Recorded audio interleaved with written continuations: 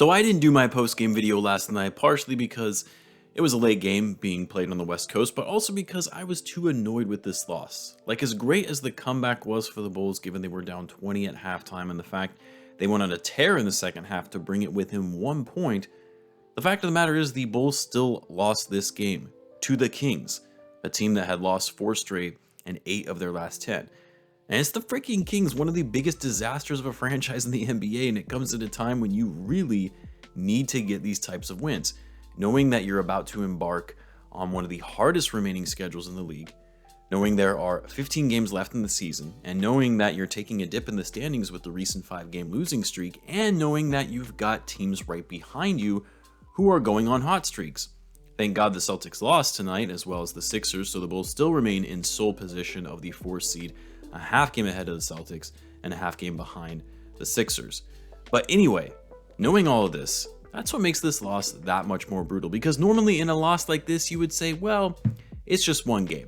Bad team or not, it's only one loss in the standings, and hey, it was on the road, they had jet lag, and they just had a bad game. Like, this happens to every team, right? Well, we're beyond that point of just chalking it up to it being a bad loss. Like, no, at this point in the season, you can't have losses like this.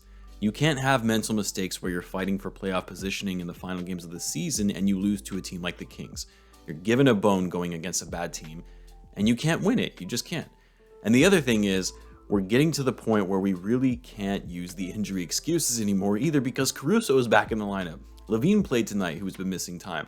It's really just a matter of missing Lonzo Ball, because even Patrick Williams, although yes, it's a big loss to the Bulls in terms of their size and their defense, but he's basically been out the whole season. So there really is no way of getting around this one aside from just calling it a very, very bad loss and an unacceptable loss for the Bulls, a game that they should have won, and a bad loss that comes at a bad time as we near the end of the season. Man, I'm so glad I didn't go to this game and make that drive up to Sacramento. I know some of you in the chat were saying, are you sure you didn't go to this game? Because you guys all know I've been bad luck for the Bulls when I see them live. But no, I did not go, and I'm really glad I didn't, because the last thing you want to do is pay to see the Bulls lose to the Kings, all right?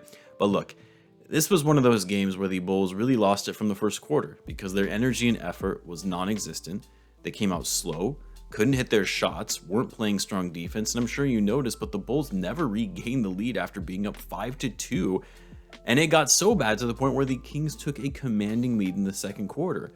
And despite the Bulls' strong second half, they wouldn't have found themselves in the place that they were in constantly trying to dig themselves out of a hole if they had come out with energy from the get-go, not just the energy that they did to start the second half, but for the whole game. Now, the other challenge was the Bulls just did not shoot the ball well. Like, even when the effort was there and the defense was on point, the Bulls couldn't make their shots, and missing wide open shots at that. The Bulls shot one of their worst this season from the field, 40% from the field and 29% from 3, and some of it was poor shot selection. Like, DeMar and Lavine definitely took some bad shots trying to create isolation, especially late in the game when they were trying to will the team back into it.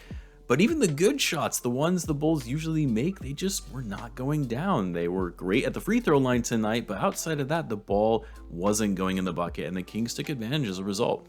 The Kings out-rebounded the Bulls. They moved the ball a lot better than the Bulls did as well. Like, yes, the Kings started to crumble, and it looked like they were going to absolutely fall apart with the turnovers and missed shots in the second half.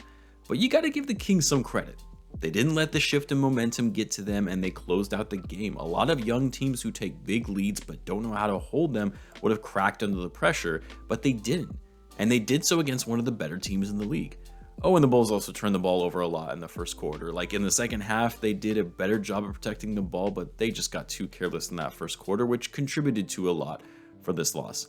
Now, what was interesting about tonight is that DeMar DeRozan wasn't as active on the offensive front in terms of his shot attempts. He took 17 shots, and a good portion of those came in the fourth quarter. And he was struggling to find a shot. He was 7 for 17, still managed to finish the game with 21 points as he was able to get to the line a fair amount of times. He also had 7 rebounds and 6 assists.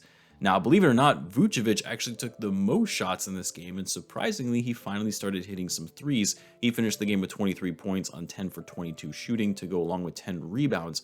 But the issue I had with Vucevic tonight was that he was getting worked in the paint between Holmes and Sabonis. Now, some of that is because the Bulls just don't have the size for a team against two bigs in the front court, but even still, There were some bad hustle plays for the rebounds late in the game that Vucevic was just getting pushed around that really enabled the Kings to give them just enough of an edge in those final minutes. The other thing that's worth calling out is that it's become more and more clear, which it's probably was already made clear, but the league has taken notice that the Bulls are terrible at defending the pick and roll. The Kings went to that so often tonight, setting high screens for De'Aaron Fox, who would then either go to score it himself or provide a pocket pass to Sabonis.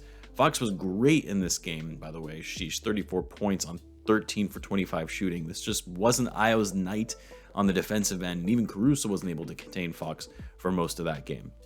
Now let's talk about Zach Lavine, because as you know, Zach did not play in the Bulls last game against the Cavaliers, but was in the lineup tonight. And Lavine had some nice shots, some big shots in that run that the Bulls were making in the second half, but it's so painfully obvious that Zach Lavine is not himself. Whether it's the knee or something else, but the guy was a liability on defense tonight. I can't tell you how many times I caught Zach getting lost on defense playing off the ball. It's not something you typically follow when you're a fan because you're just following what's going on with the ball, but I was paying very specific close attention to Zach while he was on defense playing off the ball. And on offense, the shot selection from Zach was just not good. He was 8 for 18 from the field, but also 2 for 7 from 3. Took some bad step back contested threes that weren't needed or necessary in that particular moment of the game. Again, goes back to the game awareness that I talk about a lot with Zach Lavine, not even just with Zach Lavine, but a lot of guys on the roster. And I swear, I'm losing hairs by the day when I see Zach going up for a drive, doesn't get the call he wants and complains to the refs looking to get bailed out, and then doesn't hustle back on defense. Like, how many times are we going to see that this season? And even prior seasons, that was the case with Lavine. And in this instance, I'm talking about a play in which he didn't hustle back after getting what appeared to be a foul, and then left Metu open for a 3 after the Bulls were going on a mini run that completely shifted the momentum. Zach was also a team low in box plus minus tonight with minus 21. So he led the team in scoring, but at the cost of the Bulls defense. Again, I think a lot of this is because Zach's knee is just not 100%. But some of this is also on Zach to play with more effort and focus on the defensive end, because again, we have seen him play great defense. It's just a matter of doing it consistently. Anyway, it's a bad loss. There's no way of getting around it. And you have to hope that a loss like this isn't going to make the difference in the Bulls getting home court advantage or not in the playoffs. I really hope it doesn't. I would love to hear what you guys think, though, of the game. Let me know in the comments. And don't forget, tomorrow is your Bulls Would You Rather scenario, so leave your Would You Rathers for me below if you want to be featured in tomorrow's video. Until then, guys, as always, be sure to subscribe if you're a Bulls fan, as I do post daily Bulls content. Thanks again for tuning in, guys, and I will catch you in the next one.